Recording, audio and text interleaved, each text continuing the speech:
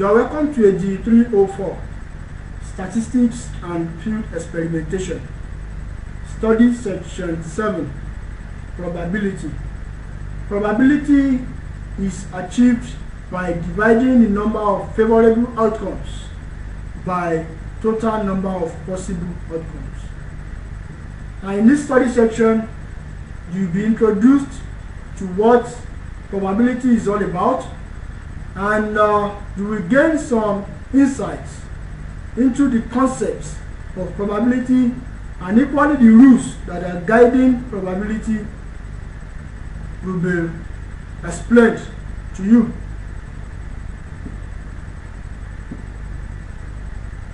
Now, probability itself refers to as chance or likelihood, and probability may be based on the use of past experiences in making rational judgment or decision, and it may also involve some past events about which we have little or no knowledge about. Suppose that an event E, just like we have here, an event E happens in X ways out of a total of N possible equally likely ways. Then the probability of occurrence of the event, that is the success, is denoted by P, as we have here, and mathematically it is shown as this, that is probability of E, and hence we have it to be P to be equal to probability, then you put E in bracket. Now from here, the probability that the event will not occur, that is failure, is denoted by Q, and the mathematical expression P plus Q always tends to 1. In fact, it is equal to 1. So the probability that an event will occur plus the probability that an event will not occur is equal to 1. And here we have the mathematical expression here, just like I have here, or it is given as this. It is the same thing. Now, the learning outcome. Now, at the end of this study section, you should be able to define probability and the types of probability. And also you should be able to explain dependent and independent events. Also, you should be able to discuss the rules of probability. Probability and its types. Now, probability is therefore defined as quantification of the likelihood of an event occurring based on the past experience or information. Now, for example, let's consider what we have on the board. If a die is tossed within a bias, what is the probability of 1? Head showing up, either head or tail showing up. Then 3, head not showing up. Solution. For a die, the highest number of possible outcomes is 6.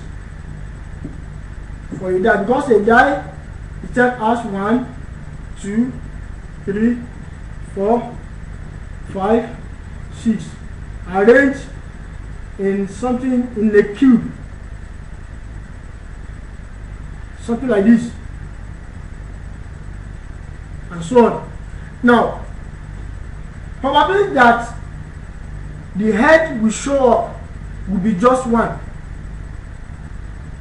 Will be just 1.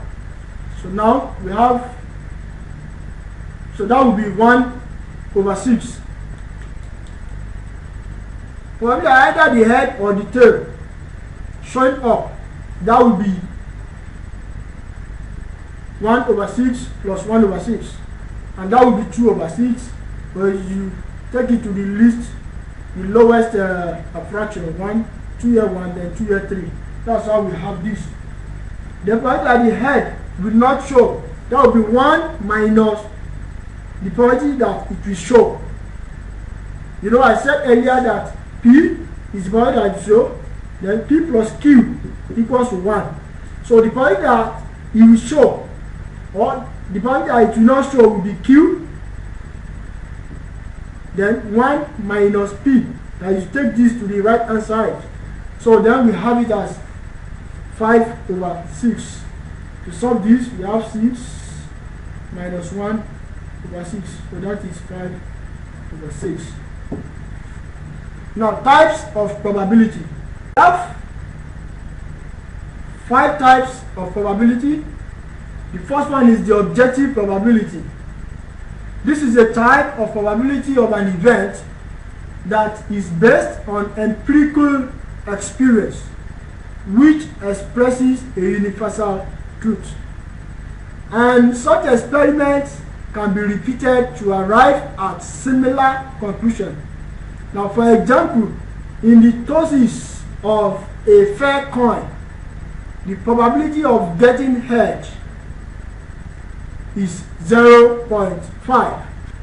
Subjective probability. These are quantifications of personal judgments which may not be based on past experiences, and it can be an expression of personal assessments or value judgments which is subjective in nature. Now, for example, one may stipulate that based on personal experience, fat students are more intelligent than the slim ones. Although this may not be true, but it is just a kind of stipulation. Also, let's look at the mutually exclusive events. 2 or more events are called mutually exclusive if the occurrence of any of them excludes the occurrence of the other. That is, if one event occurs, the other cannot occur again. Now, take for instance, if there are 50 male in a class, that is 50, then we have 40 female. Now, the total number of the students there will be 90. So the probability that a male will be picked will be 50 over 90. And if you cross it, you have 5 over 9. So the probability that a male will be picked will be 5 over 9. And also, if it is the probability that a female will be chosen, then it will be 4 over 9, following the same step. Now, joint probability. 2 or more events are said to form a joint event if they can occur at the same time. Now, the example of this could be that, for instance, if there are 15 black balls and 30 white balls in a box. Now, what is the probability that you get the probability of picking a black ball and a white ball if the 2 balls are picked simultaneously from the box? The probability will be 15 plus 30, which is the total number of both the black and the white balls in the box. So that is 45. So now, from here now, the probability of picking the 2 would be 15 over 45, then plus 30 over 45. The probability of getting a white ball and a black ball both simultaneously would be 15 over 45, 30 over 45. So that would be 1. That would be 1 over 3 times 2 over 3. So which is equal to 2 over 9. Don't forget the 45 stands for the addition of the total number of balls, both the black and the white, as contained in the box. Now also, let's consider the conditional probability. Now for the conditional probability of an event A is the probability of the event A occurring, given that another event B has occurred. Now the probability changes as conditions regarding its sample space change, and it is usually written as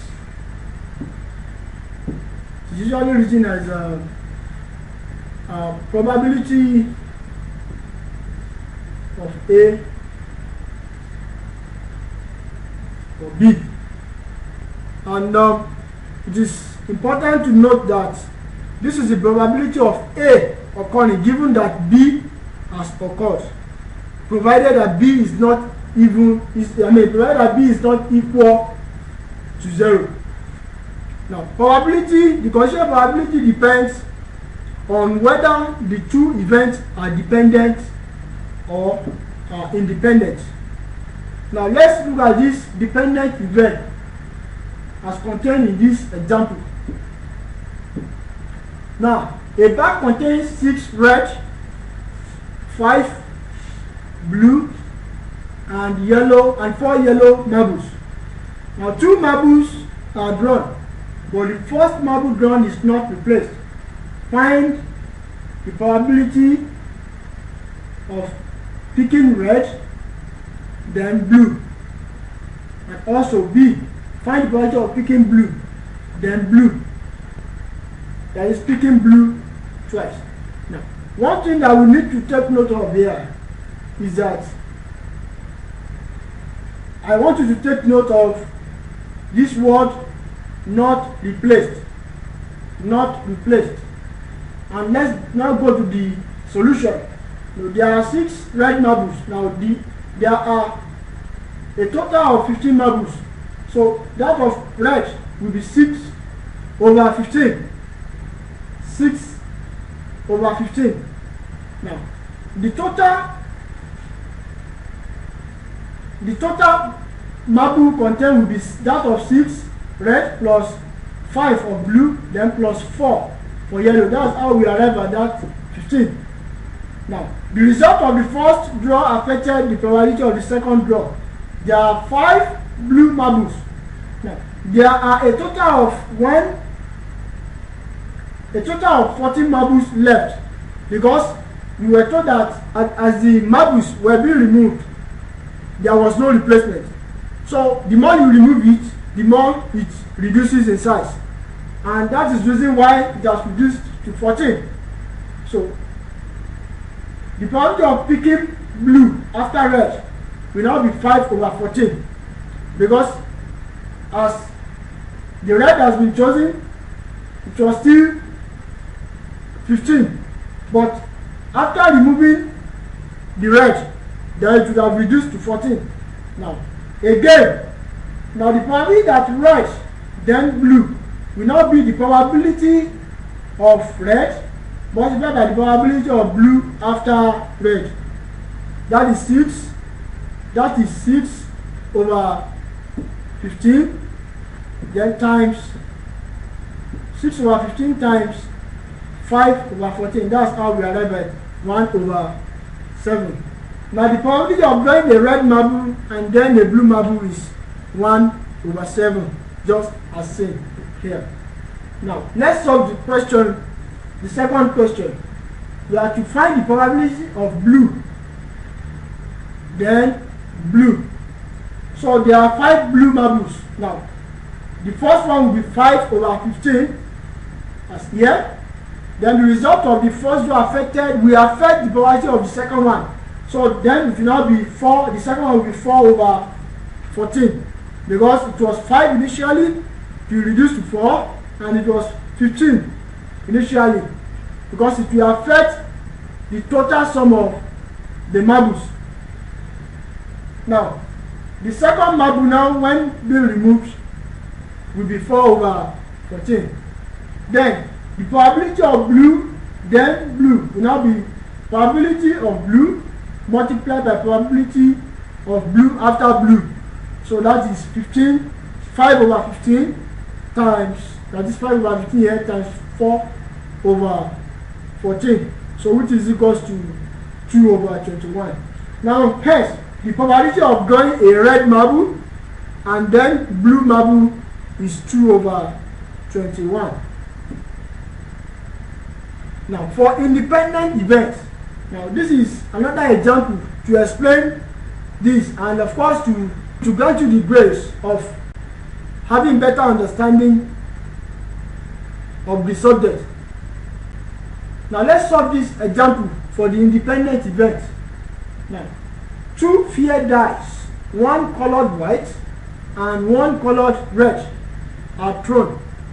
Now we are required to find the probability that the score on the red die is 2 and white die is 5. B.